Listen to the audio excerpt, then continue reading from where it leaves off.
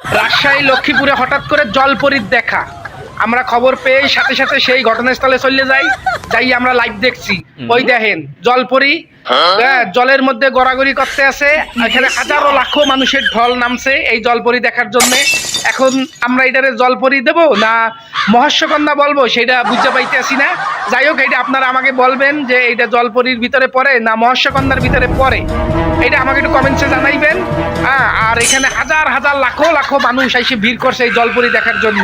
এরকম জলপরী আগে পরে কখনো দেখে নাই। ওই দেখেন আমরা দেখতে আইছি, আমাদের ফোন করার সাথে সাথে আমরা সেই ঘটনাস্থলে চলে আইছি। এই ঘটনা পরিদর্শন করলাম, ভালোভাবে জাস্টিফিকেশন করে দেখলাম যে না আসলে এটা জলপরী, এটা আসলে মহস্যকন্যা যেটাকে বলা হয় সেইটা, এটা আমাদের বাংলাদেশ রাজশাহী লক্ষ্মীপুরে পাওয়া গেছে। এখন সেখানে ঘোরাঘুরি করতে আছে।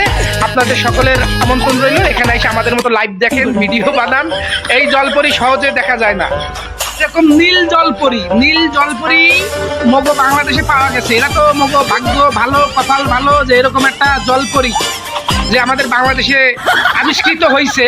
তো এই যে রাজশাহীতে হাজার হাজার লাখো লাখো মানুষ আইসে দেখতে, মোরা খবর পাই, মোরাও সকালবেলা চলেইছি, মোটরসাইকেল টাইমে রাজশাহী চলেইছি, খুলনাতে রাজশাহীতে চলেইছি। আইয়ে দেখলাম যে ঘটনা সত্যি। হাজার হাজার সাংবাদিক ভিড় হয়ে গেছে এই জলপরী দেখার জন্য। এখন এরে ধরে নিয়ে আপনার ইতে নিয়ে যাবে, চিড়িয়াখানায় নিয়ে যাবে।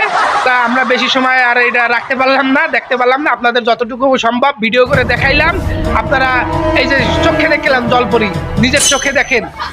এটাকে জলপরী বলে, কেউ বলে মহস্যকন্যা, আমি বলি এটা নীল জলপরী। এরকম জলপরী সচরাচর বাংলাদেশে আমি কখনো ভাবতে পারি নাই যে এরকম জলপরী আমরা দেখবো। যাই হোক, আল্লাহ দেখাইছে, জীবনে প্রথম দেখলাম যে আসলে জলপরী আছে।